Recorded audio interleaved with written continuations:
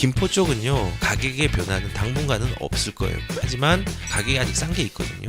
원룸 오피스텔 계약했는데 갭 끼고 서울 구축을 매수하는 게 나을까요? 부천의 중동과 이제 김포 장기 지역은 상승이 언제 올까요? 언제 올지는 모릅니다. 다만 부천 같은 경우도 주변에 조금 공급에 대한 부분들이 좀 있고요. 조금은 있어요. 경기도가 사실은 엄밀히 말하면은 공급이 장기적으로 많이 나오고 그 중에서 이제 김포 장기 같은 경우는요, 영향을 미치는 게 경기 쪽이 아니라 이제 인천 지역이죠. 그 인천의 검단 신도시 같은 경우는 특히 내년 같은 경우는 거의 13개 단지에서 물량이 쏟아져 나옵니다. 그러면은 김포 장기에 영향을 미칩니다. 조금 거리가 있어 보이지만 영향을 미칠 거고요. 그래서 저는 오히려 그렇게 생각해요. 김포 쪽은요, 주변에 물량이 많이 쏟아질 때 가격의 변화는 당분간은 없을 거예요. 크게는 없을 거예요. 있을 수 있죠. 특정 신축 아파트라든지 특정 물건에 대해서는. 그러면은 여기에 이제 장기뿐만 아니라 김포 전적으로 볼 때는 가격이 아직 싼 게 있거든요.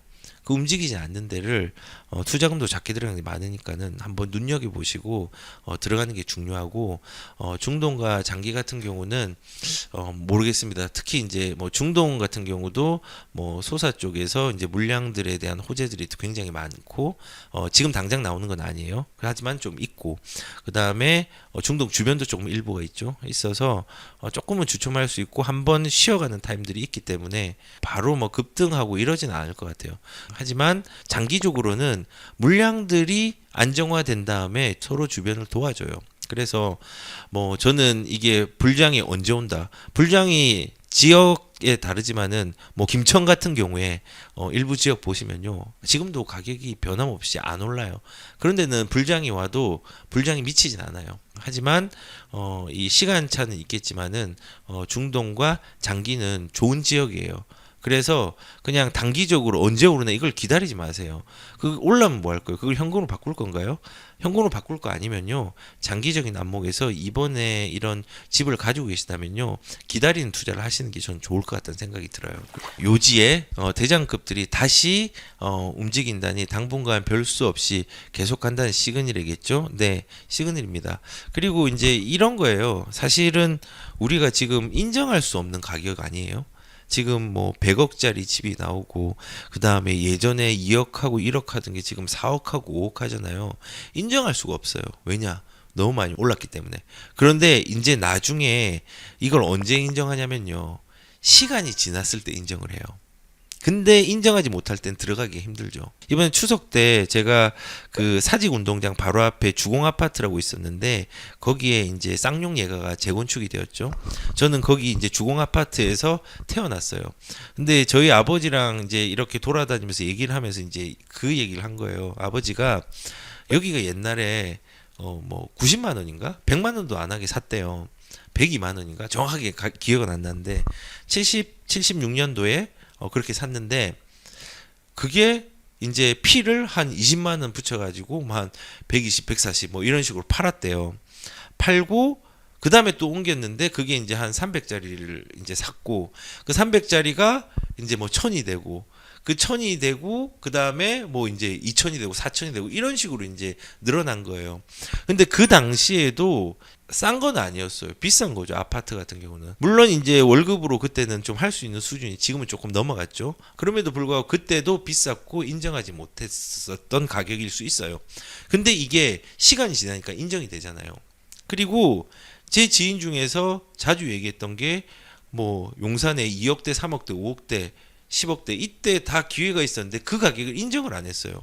왜냐하면 그 당시도 너무 비쌌으니까. 근데 이제 인정을 언제 하느냐? 5년이 지나고 3년이 지나고, 특히 뭐 지금 같은 경우 1년이 지나고 불과 6개월이 지나도 그 가격이 인정이 돼요. 이제 싸다고 인정이 되는 거예요. 그래서 여기서 더 올라갈까라고 하는데 당연히 이제 올라갈 시그널이 훨씬 더 커요. 그러니까는 뭐 이제 좋은 의미에서의 시그널은 아니죠. 급등을 하고 있으니까. 근데 이게 이제 올라간 뒤에 지금을 보면은 이제 이게 인정이 되죠. 이 가격이.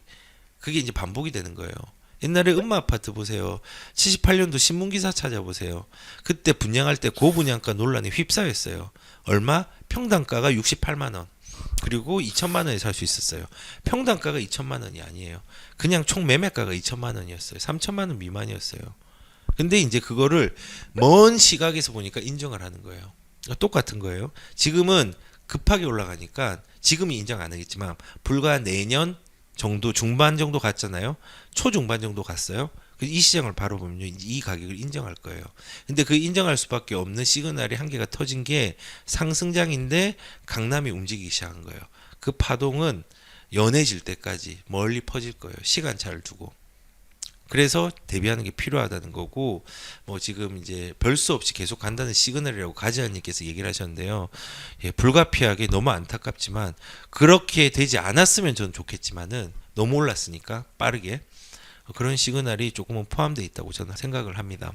30세 무주택자인데 서울역의 트윈시티 남산 원룸 오피스텔 3억에 계약했는데 진행하는 게 나을까요? 아니면 갭 끼고 서울 구축을 매수하는 게 나을까요? 여기서 이제 조금 궁금한 사항이 있어요. 일단은 저는 당연히 서울 구축을 매수하는 게 낫다라는 의견을 결론으로 드릴게요. 왜냐하면 서울의 구축은 굉장히 좋아요. 입지 가치가. 근데 이 입지를 흡수할 수 있는 게 아파트지 오피스텔이나 빌라는요 흡수를 잘 못해요. 그러면 이제 질문이 나오겠죠. 아니 지금 빌라 거래량이 아파트를 넘어가고 오피스텔도 쭉쭉 오르고 다른 것도 쭉쭉 오르는데 이게 뭐가 안 좋냐라고 얘기할 수 있는 분이 있어요. 저는 모든 투자는요 시작이 중요한 게 아니라요 끝이 중요해요. 매수가 중요한 게 아니라요. 매도가 중요해요. 그러면은 지금 같은 시장에서 길게 가다 보면요. 정상화된 시장에 올 거예요. 그리고 집을 한 개를 샀다는 건 최소한 2년을 가져가야 된다는 거예요. 왜냐하면 2년을 가져가야지 비과세 요건이든 일반 세율 요건이든 될 수가 있어요. 1년만 가져가면은 세금이 77%예요. 2년 가져가면은 세금이 얼마예요? 66%예요. 2년 이하 돼야지 거주 요건 따져서 비과세가 되거나 45% 미만에서 가져갈 수 있는 거예요. 그렇기 때문에 일단은 길게 봐야 돼요. 최소한 짧게는 뭐 세금 낸다고 하면 짧게 가도 되지만요. 2년 이상은 봐야 돼요. 그리고 3년, 4년, 5년을 봐야 돼요. 근데 그때 시장이 안 좋아졌어요. 그리고 안 좋아졌는데 안 좋아졌을 때는 어디를 선호할까요? 당연히 사람들이 좋아하는 물건을 선호를 해요. 그게 어딜까요? 아파트죠. 아파트 중에서 어디를 선호할까요? 서울이죠. 차라리 서울이 나아요. 서울이 훨씬 나아요. 그래서 뭐 지금 아파텔 같은 경우는 대체 수단이 될 수는 있는데 원룸 같은 경우는 일단은 장기적으로나 여러 가지 상황에서는 아파트 구축을 대체하는 수단이 되지는 않을 것 같아요.